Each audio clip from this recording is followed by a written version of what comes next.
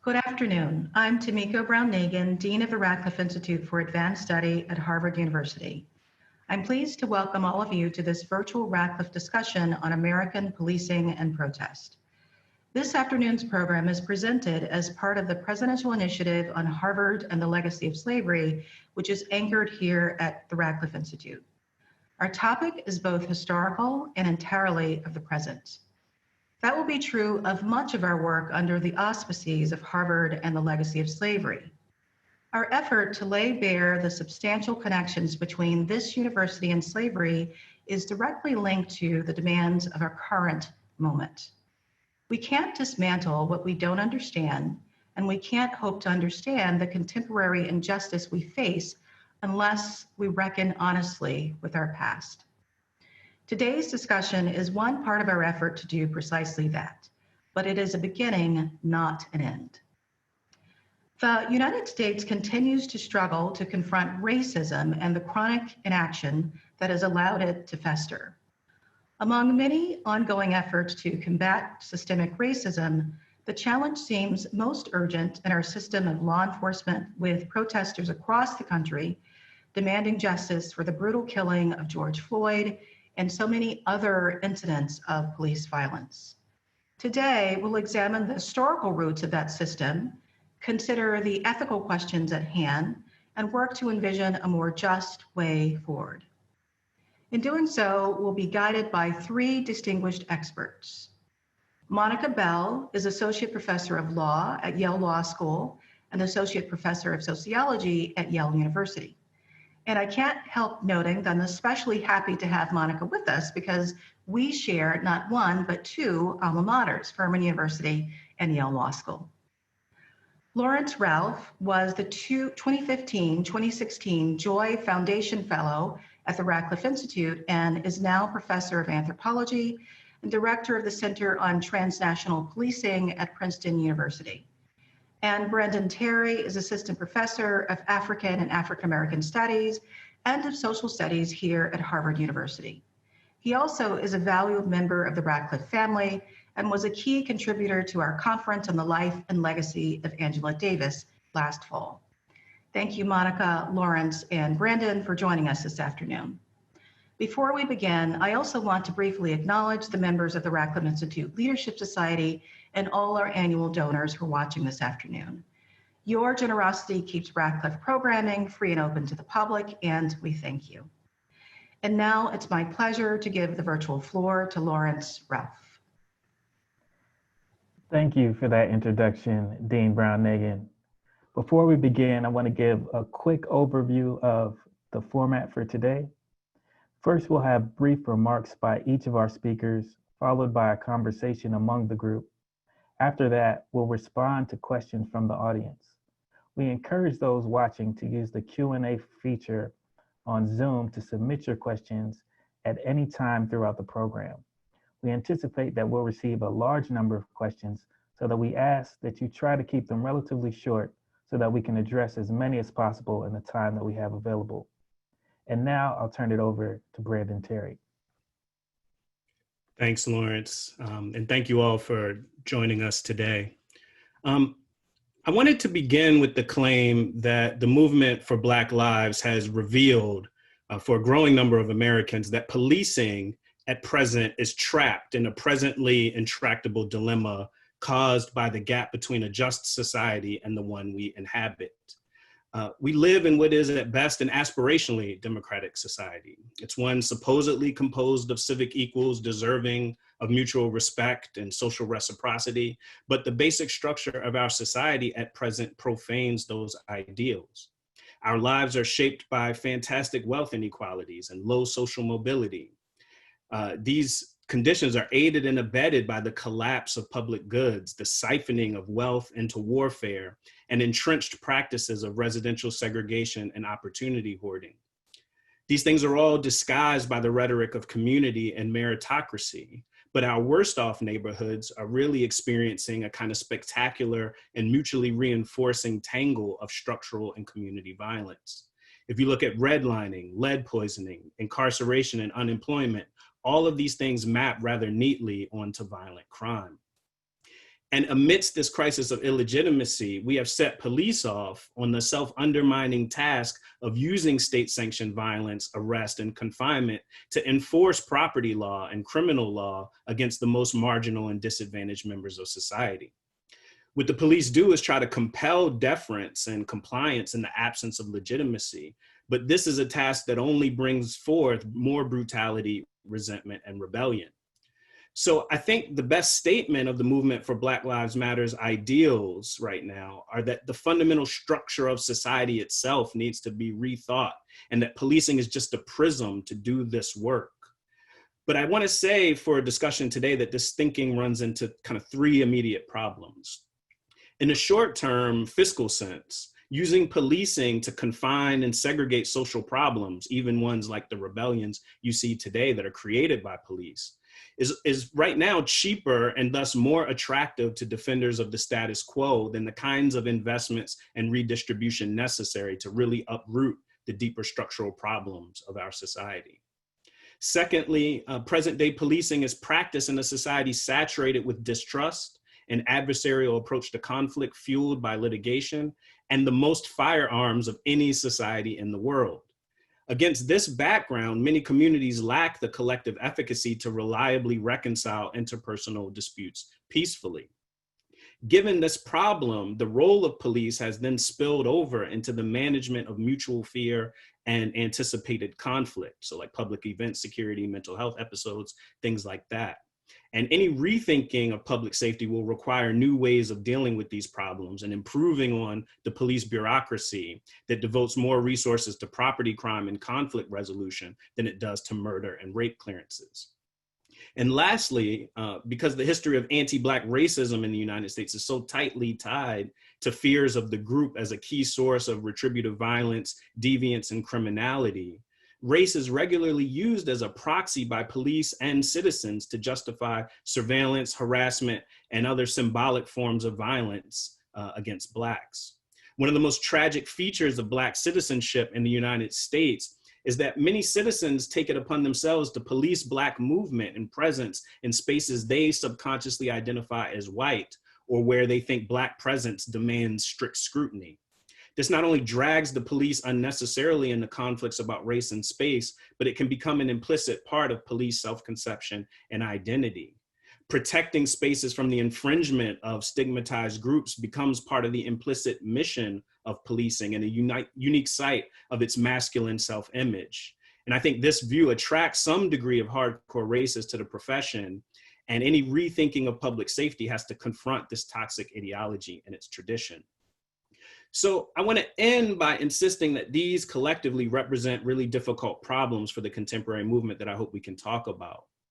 So for instance, activists rightly note that municipal funding for police is excessive and not actually tied to their success in investigating things like rape and murder or managing major crimes.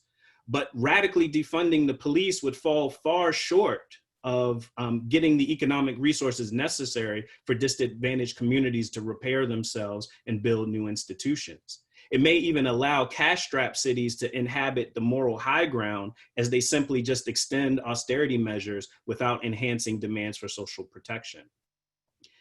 The other piece about this is that if the movement for Black Lives really demands a kind of dramatic overhaul of tax policy, civic investment, debt forgiveness, and metropolitan political power, organizing the whole movement around the shared vulnerability of Blacks to police violence won't reliably produce support for those measures. And two things are really important before I turn over to Monica. The first is that while a lot of us are excited about how interracial the protests are, if the moral authority and fervor of these protests is only brought by a kind of sense of anti-racist principle, it's not really clear how deep that support will run when we now have to face a reckoning about things like collective bargaining, tax abatements, and debt forgiveness.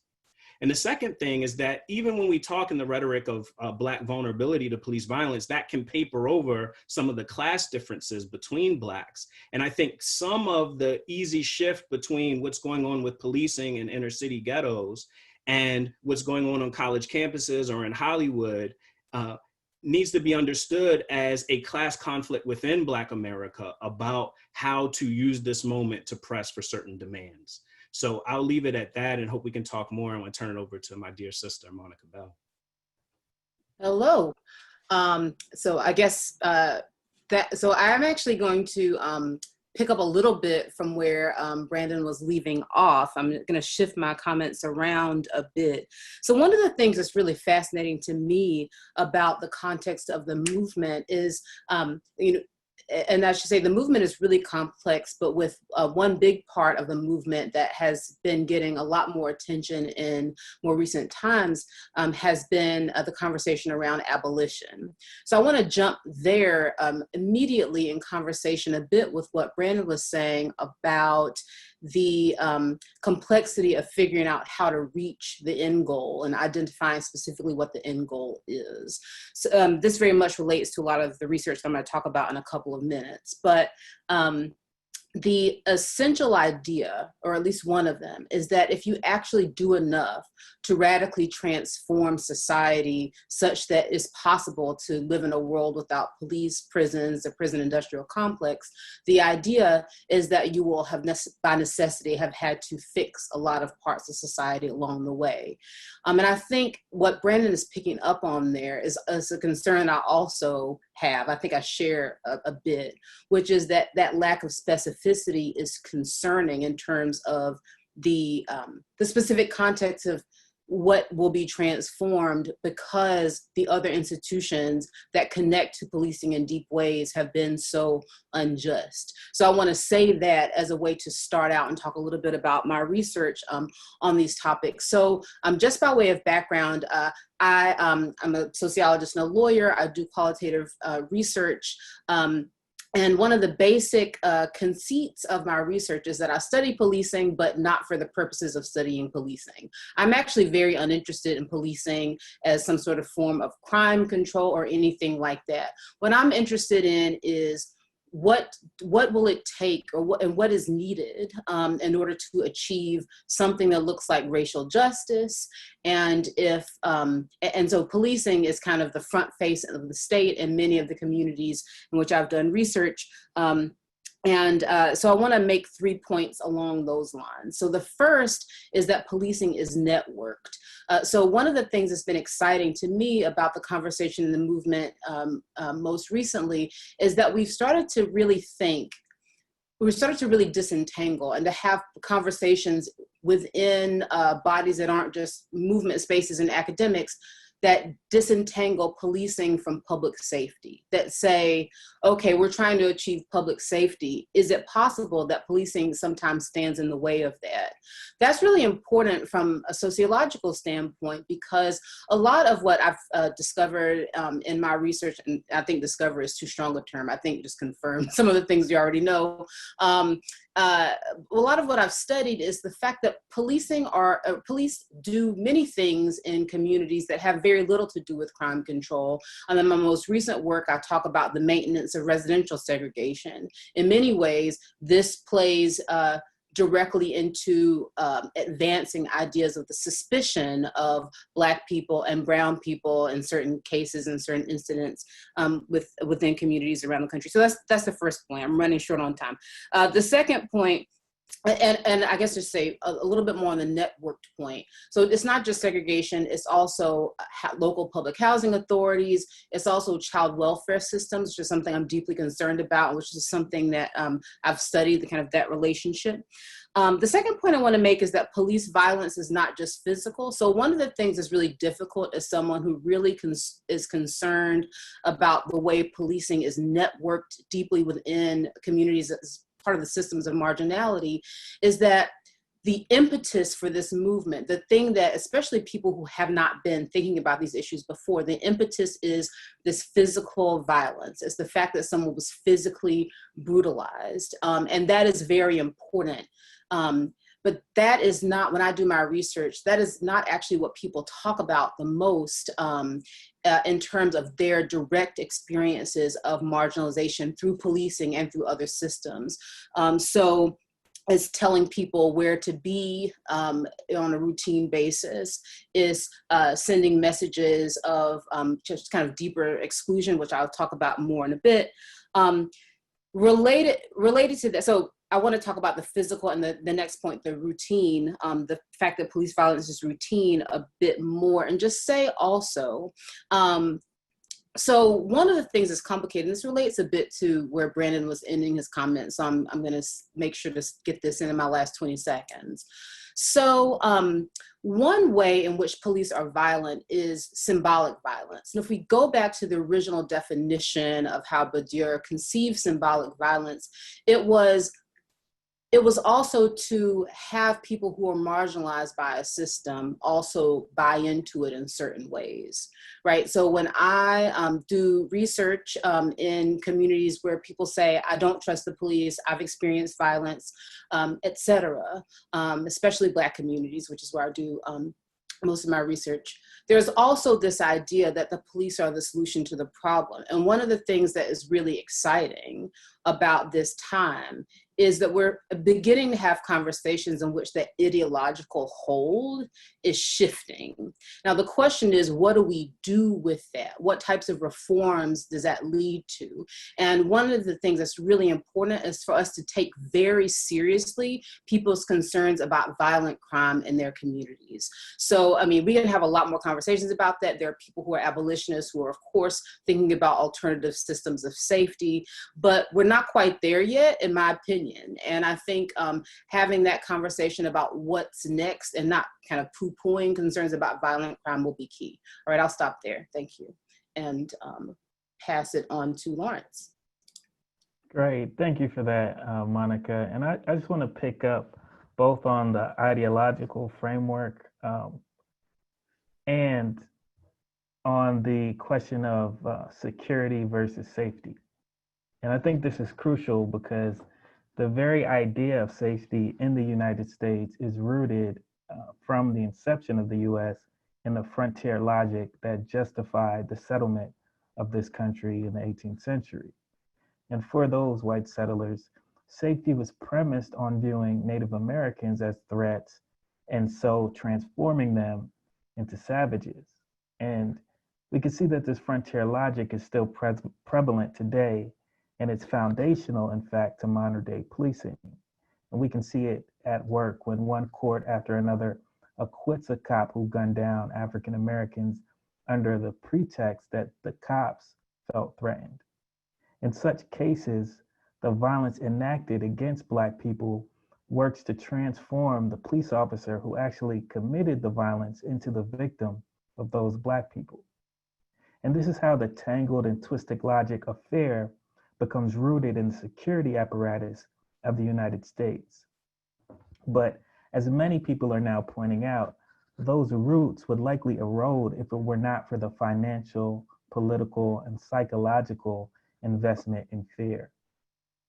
And so today, with these calls to defund the police, investment takes the form of public funding that grounds and supports and nourishes our country's enduring logic of threat. Indeed, a key resource that maintains the racial caste system in the United States is the ever increasing amount of public funding invested in policing and incarcerating people of color, which Brandon and Monica both point out.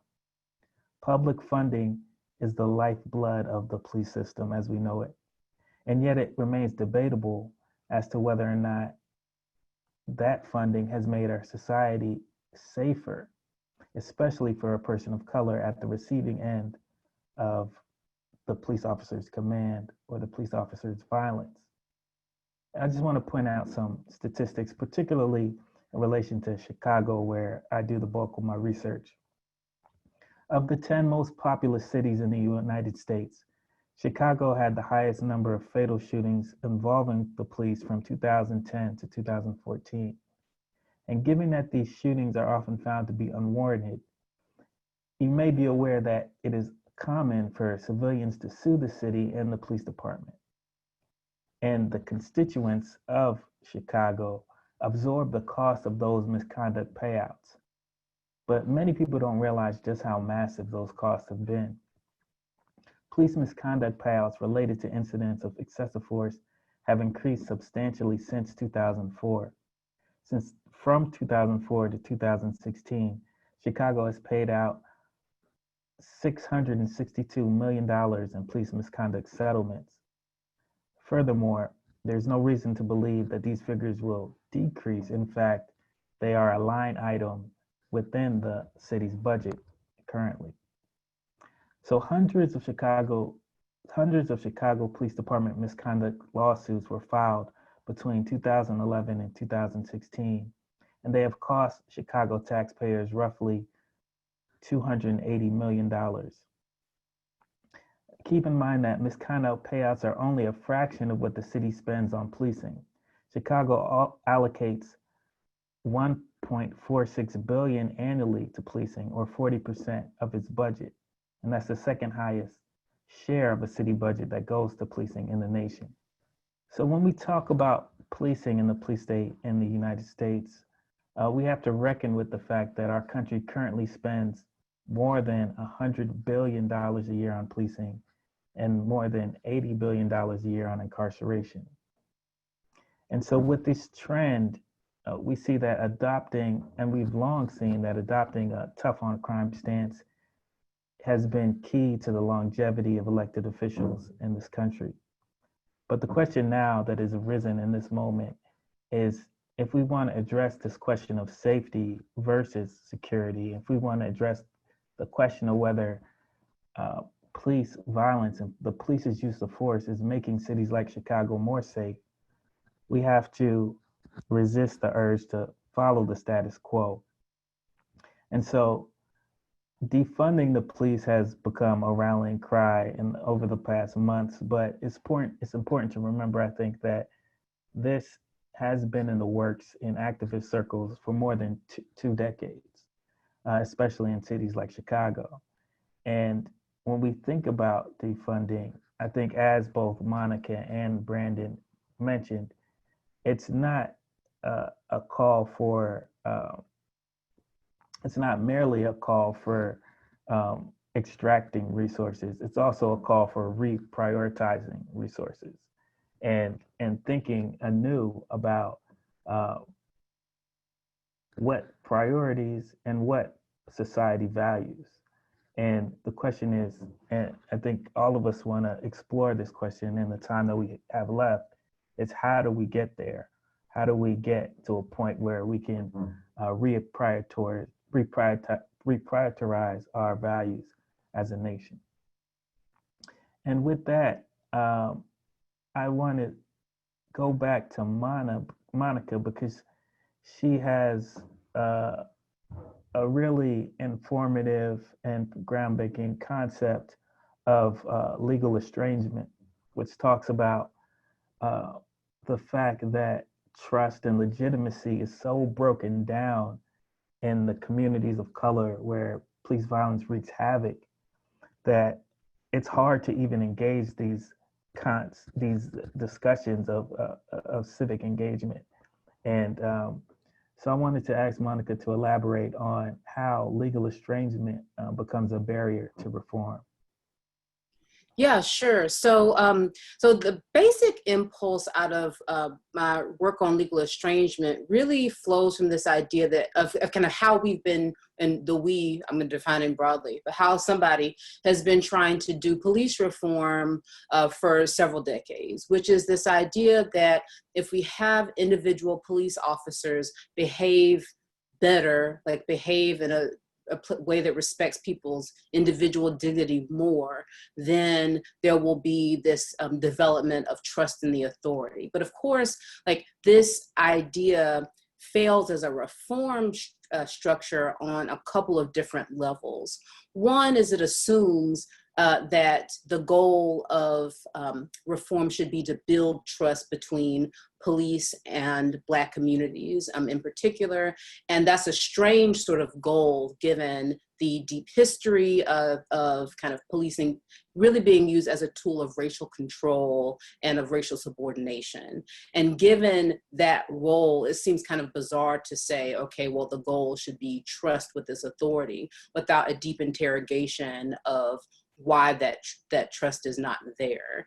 And so the starting point analytically from a legal estrangement sort of framework is to say, we're not going to presume that there's something wrong and that something needs to be fixed within communities that distrust the police. The starting point is to examine the institution and to examine specific processes of exclusion, kind of racialized subordination, et cetera, that are flowing from that institution. So one part of the conceit is to turn the lens.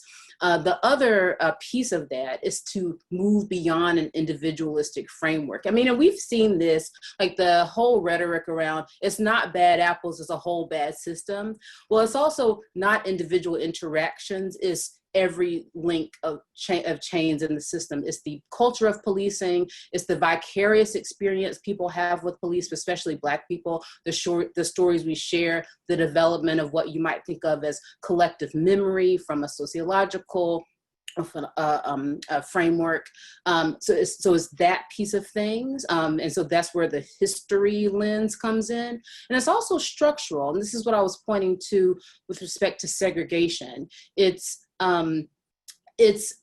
not enough to kind of change the way police behave when people actually understand that they're experiencing lesser economic experiences. They're having problems receiving access to education. They're having an entirely different life experience, in part because of the way policing works. And in that framework, it completely misses the point. A lot of our police reform conversation has completely missed the point. And I think we're seeing a realization of that now. Monica, I just think that it's such an important point. And I wanted to ask Lawrence something to follow up on the historical point you made. So you might think, given the history of brutality, that one of the most important things is a kind of reparative justice model, so that takes seriously trying to figure out what happened in the problem of police brutality in different cities, repair those injuries, teach people about them. And I know a lot of that work's been done in Chicago, and Lawrence has written a lot about it in his new book on the torture letters. I was just hoping you could say a little bit in response to Monica's point about estrangement, but particularly this reparative justice angle.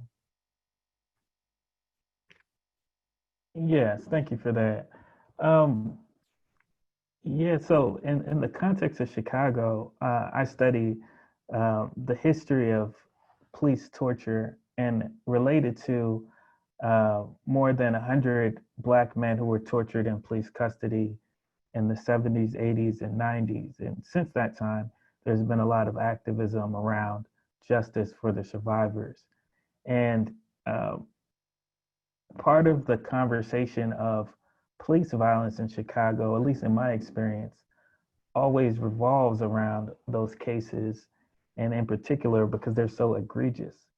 And when I first started doing research in Chicago in the early 2000s, people, when unarmed young person was killed by the police, for instance, people would say, well, if nothing happened in these torture cases, if nothing happened with John Burge, who was the perpetrator of those of torture, then nothing's going to happen to these police officers. And so there's been a lot of activism around those cases in particular, and they've yielded some landmark results. And one of them was in 2015 with a reparations ordinance that had a lot of different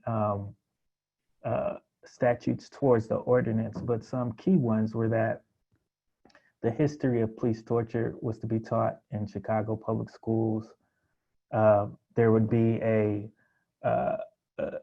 torture center, a center for the torture survivors, I should say, in which they could get counseling, and really anyone who suffered from police abuse could get counseling at the center. There would be job training programs and educational programs for the survivors and their families. And this is landmark in the sense that oftentimes, as I spoke about before, police misconduct is settled through individual settlements. And so what was happening in Chicago was, over time, certain people who may have got tortured in the 80s, for instance, they may have gotten $2 million when they were tortured, or not even that, maybe $10,000. And then if you could prove that you were tortured in 2014, you may get $5 million. And so there's an inequity around those misconduct payouts. And so what the ordinance tried to do is provide collective resources, not only for the torture survivors, but for the entire community. But what we see with even those demands and those statutes is that the onus is still put on the communities themselves to heal and really heal themselves from the torture that was inflicted upon them, right? And so we're giving communities resources, but we're still not talking about taking away resources from the police. We're still not talking about changing the incentive structure in policing that allowed for torture to happen. We're still not thinking about, and in fact, over this same period of time, the Chicago Police Department is getting even more resources. And so the question then becomes, how do we think in a holistic way that, yes, provides community resources, but also strips away some of the power that enabled these forms of violence to happen in the first place? And I wanted to pose a question to you, Brandon, related to this, because in studying the torture cases, you can quickly see what's happening in the sense that a lot of the people who had been tortured had run-ins with the law in the past. They had a criminal record in the past. And so it was easy to discredit them. It was easy for society to not pay attention to what happened to them, to ignore their claims, to vilify them, even as they were pursuing justice. And you've done a lot of work on political leadership, but also the civil rights movement. And I often think that for all the things that the civil rights movement have brought us, one of the things that has also brought us is this idea that you can have a pristine victim, a Rosa Parks figure that can show the world that if it happened to them, then by proxy, white America, this is an injustice. But doing so also allows it to make a subtle implicit argument that, maybe it should happen to some people who aren't pristine. And so I wanted you to talk a little bit about, is there a way that the civil rights movement has created a barrier for us to think about political progress at the current moment? No, that's a great question. I think it's certainly the case that in the civil rights era, there was what a lot of people refer to as a kind of politics of respectability. Often, and this kind of goes back to your point, often people put the onus for that practice on Black communities themselves, but I think it's important to understand it within a broader context. And Monica can speak a lot to this too. I've actually come to think that a lot of it is in part due to the way our legal system works, so that if I need to prove racial discrimination, it's better if I can, in social scientific terms, control the other variables, right? If I can show it wasn't about my antisocial conduct, if it wasn't about class discrimination or class stigma, if it wasn't, as many intersectionality theorists have made, crucial gains on, if gender doesn't complicate it in the wrong way. So when you're under that kind of pressure, there's a real allure to putting forward someone that is unimpeachable in the existing terms of respect for the broader society. And one of the things that this movement has done well is foreground a critique of the politics of respectability by saying that it's both not a reliable safeguard against mistreatment, right? And it's not a reliable standard by how we should evaluate moral worth and the kind of civic standing that people should have. And in this sense, I think one of the things that's not really appreciated about the Black Lives Matter movement is that it's a real outgrowth of hip hop in that way. That I don't think you could get to this point without the sustained assault on those cultural norms by popular culture over the last 30 years. So in an important way, it's an outgrowth of a popular cultural movement and a political movement. And the last thing I'll say about that is that I do think that like a close reading of someone like Dr. King shows that by the end of his life, he had basically backed away from that way of framing issues. He became really concerned with the ways that was used to discipline and dismiss forms of legitimate protest and legitimate rage. And he also, I think, would have supported more than anything else these explosions of mass civil disobedience. That if you read Trumpet of Conscience, the arguments he was making toward the end of his life, this actually looks more like what Dr. King envisioned than anything we've seen in the intermediate period, with the exception of various commitments to civil speech and love and things like that. But I do think the mass civil disobedience part of it is closer in line with what he thought we really needed. And perhaps his arguments are being borne out in real time. Great. Thanks for that. Okay, I think I get to ask the question now, right? Yeah, I mean, I was gonna actually, let me open it up to the audience because I have some questions here, and then I'll direct a question towards you from the audience, and you can also respond to Brandon's comments. And so one of the questions that we're getting from multiple audience members is the question about the racial dynamics of policing throughout the country. And so the question is, does changing the racial composition of the police force in various cities, does that have an effect on the kind of estrangements that you're talking about? And so I'll pose that question to you, Monica, and then you can also pick up on Brandon's question. Sure, that's great. So the short answer, without sounding too dismissive, is no. It doesn't do anything about legal estrangement broadly, because changing the racial composition of police forces does not necessarily change police culture in particular localities. So I really want to qualify a bit what I'm saying.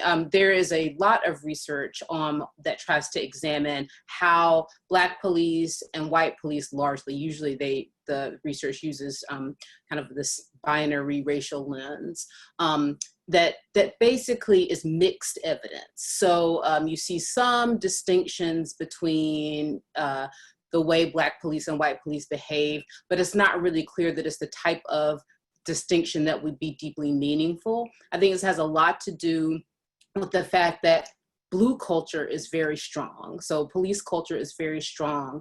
The reasons that people go into policing can be wide-ranging. And so even if people kind of head into policing to do public service, to do justice, all of these things, the culture around violence, around being dismissive of certain communities and certain types of people often remains and even infects the people who do the work on a day-to-day basis. There's another dynamic that policing research talks about, which is police cynicism. So it's the idea that through the grind of the job and the repeat sorts of interactions that people have with police on a day-to-day basis, there develops this kind of mentality around policing. So that's a complicated sort of way of saying that diversifying police forces is probably better than doing nothing, but it is probably not, well, it is certainly not a pathway toward justice. And I should mention that the cities in which I've done most of my research are Baltimore and Washington, D.C., places that have a lot of Black police officers. In DC, at some point, I think roughly 70% of the police force was Black. In Baltimore, it's been about half and half, Black and white. And this is out of those departments that we have seen, many concerns, of the sorts that I've talked about. And in fact, the legal estrangement basic idea arose from research in Baltimore. So one question I just want to throw out there, and I think it relates to this question, but maybe it is sort of difficult to kind of come to, is a question about the possibilities of overcoming the history of policing. So I just mentioned the hardness of police culture is such that you can't just switch around the races of people within the department and expect the ideology of policing to change. A lot of the kind of energy around abolition is energy that is focused on this idea that policing cannot actually be changed. It cannot be made non-racist. And I'm wondering this too about the possibilities of a democratic society, about the possibilities of the other institutions actually being fundamentally different. How much does history dictate the potential outcomes of the reforms that we're seeking in the first place? Is it possible to shift ideology of these institutions so fundamentally that we can achieve something like democracy? Thank you for that, Monica. That was great, because one of the questions that we've gotten is, can abolition happen within a national framework of democracy? And I think that is part of what you're raising as well. And I think that when we think about history and we think about democracy, it's so interesting because we're not just talking about history. Like when I mentioned these torture cases, we're talking about how people are living with this history today. And we see that through, what's happening all around us, where people are tying chains to statues and tearing them down, or attempting to tear them down. It's people attempting to wrestle with history and wrestling with history, think about the question of democracy for whom, or what has been democratic about our country after all, or what can a new vision of democracy look like? And so I think we're wrestling with those questions at any given moment. And I think when we think about the unique history of the United States, it does pose some barriers to thinking democratically about these issues, again, of safety versus security. Brandon mentioned before about just the prevalence of guns in US society. How can we think about policing without thinking about the prevalence of guns and the idea within law enforcement that they have to outgun this imaginary criminal, right? That could sprout up at any given moment. The other historical part of it is that just the sheer number of law enforcement agencies in our country is really unprecedented when you think about comparable democratic countries. And so we have 18,000 police departments in this country, and that's not including highway patrol in the states, and that's not including federal agencies like the DEA, CIA, FBI, Customs and Border Patrol. And all of these units act autonomously, right? And don't want to cede any power to other units. And so that impacts how we think about oversight. And so if we have such a fractured system at the outset, how can we reliably provide any oversight? And when we see the safest countries in the world when it comes to police violence, those are countries which have a federal system of oversight. They're accounting for incidents. We're not even actually counting accurately on a federal level how many people get killed by the police, right? And so those safest countries are training in a unified way. They're counting in a unified way. They're instituting reforms in a unified way. And so our fractured system creates a barrier to do that. And that fractured system, of course, is part of the history of states' rights in this country. And so I think when we think about these questions and the barriers in particular, we have to think about the history of the United States and how it's emerged, and that may structure the strategy that we use to enact change. And so what we are seeing successfully is at the local level is where these calls for defunding are actually taking root, where you have, like in Minneapolis, the city council is doing defunding. So it's at the very, very localized level, hyper localized level, that these changes are instituted. And so can that create a wave? I think that remains to be seen, but I think that we do have to account for the history of our country when we think about these issues. Another question I want to pose, and I'll pose this to Brandon, a lot of questions that we're getting is about, and I think this is tied to the question of democracy as well, is how can non-Black people, people who are not people of color, partner with communities that are most victimized by police violence, and how can they engage in allyship around these issues? Yeah.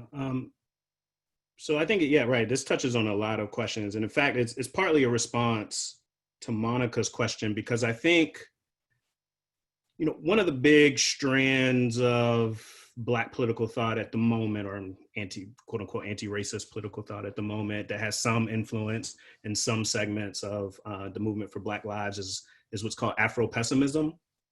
And it's got a view about history that we're essentially fixed, that the die has been cast for our society a long, long time ago, maybe with the first slave ships, maybe with the Arab slave trade, the arguments shift. But the idea is that there's no way out of this practice of racial domination. And I think we have to radically resist any account of history that's so corrosive of our agency and so arrogant about our ability to extrapolate from the past what's capable of happening in the future. And the reason this connects to the allyship question is that we're undergoing a totally unprecedented wave of multiracial protests. Nobody could have predicted this. And it scrambled all of the things that we thought we knew about how to talk about protest, backlash, racism, police brutality. The fact that so many white people were participating in looting and arson and the destruction of property meant that the Trump administration could not use a reliably racial frame to frame the protest.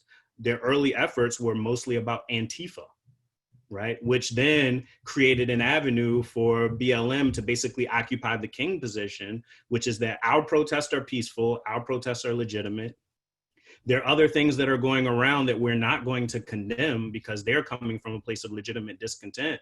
But we won't allow those things to distract us from the demands that we have at stake. That's a very powerful position, and we can see its effect on public opinion in ways that, frankly, nobody in political science would have put a lot of money on prior to a month ago. So I think the ways that non-Black allies can do this work is, one, by reliably showing up, putting their bodies on the line in protest, because even the visual spectacle of you being there is doing important work.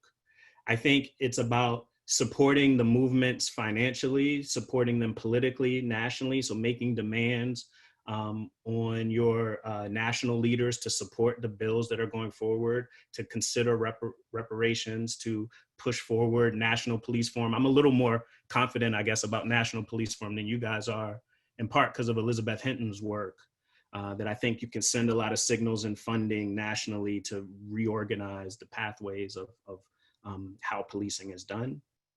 And then I also finally out in here is this just, I think there's a lot that can be done at the local level about municipal funding, school districting, and the way in which police practices get used exactly as Monica's written about in that brilliant article on pro-segregation policing, that we're parties to the police segregating our neighborhoods to the extent that we allow police to surveil, harass, Black people when they move in and out of space, that we don't say anything when our neighbors do that work. Many of you are on Nest cams and are part of Nest neighborhood networks where people just harass Black people who walk past their doorbell cameras all day long. I mean, you have to speak up against that stuff if it's ever going to turn in the opposite direction. It feels like shame, but shame is a productive political emotion because it's a premonition that you've fallen short of standards that you yourself hold. That's what makes it different from just humiliation. We're appealing to standards about civic equality, about decency, about neighborliness that you ostensibly are supposed to hold. And if under pressure we reveal that you don't hold them, at least then we can figure out a new political orientation toward you and decide whether we want to go on in community with you under these terms.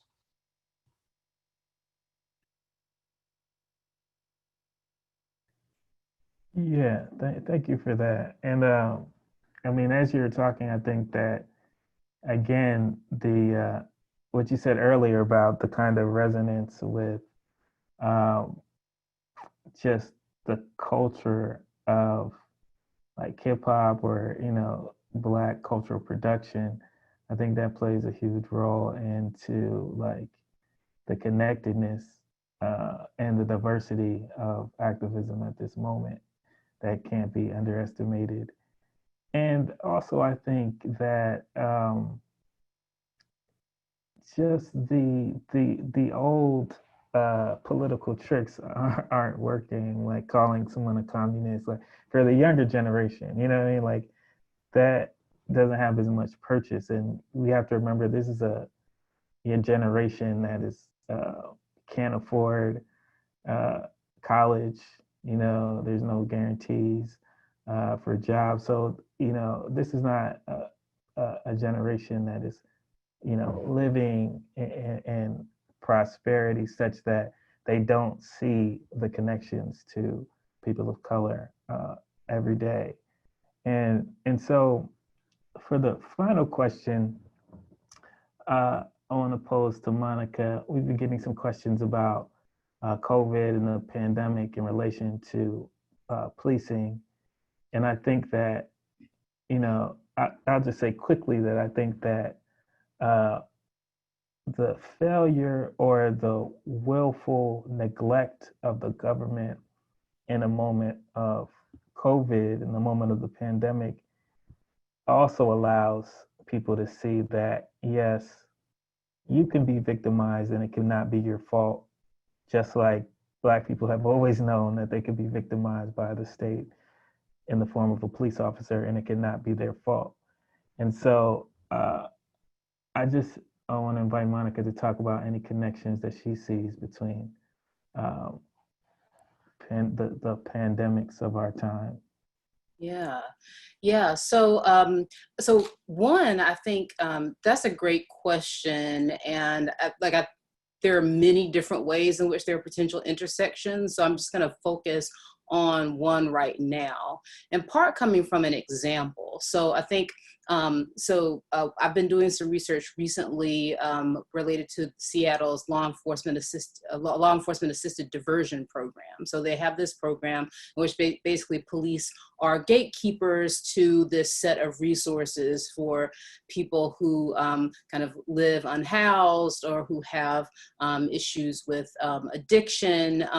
And so one of the things that's been really interesting during the time of the pandemic is police not wanting to have their hands on people as much. Like sort of the fear of COVID in Seattle, at least, transformed to some degree the pervasiveness of policing and has allowed that program to reorient itself away from using the police as gatekeepers. So this is an interesting way in which I think COVID, which is a tragedy that, you know, I've been personally affected by and other people, this tragedy has also reoriented and recalibrated everything that we thought we knew about how social order was maintained and must be maintained. And so I think that relates to the protests and the way you were talking about, Lawrence, but also relates to the very daily work of policing.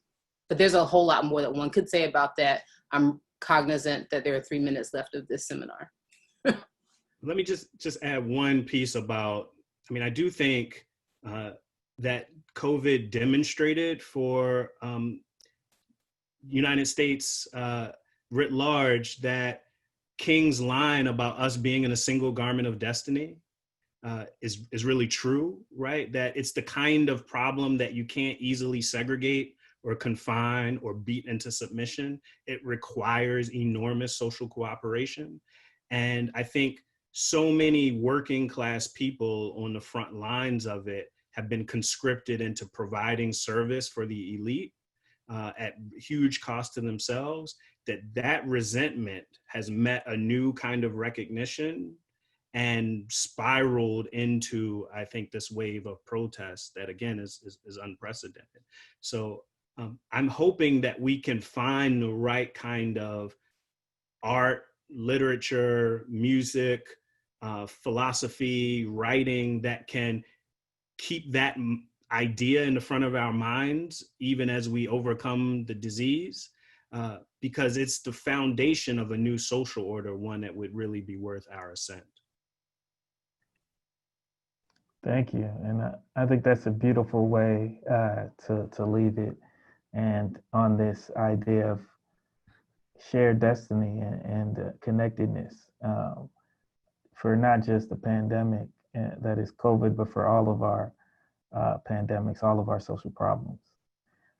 So I just want to thank you, Brandon and Monica, for participating in our program today, for your very thoughtful presentations and perspectives, and for the critical work you do every day.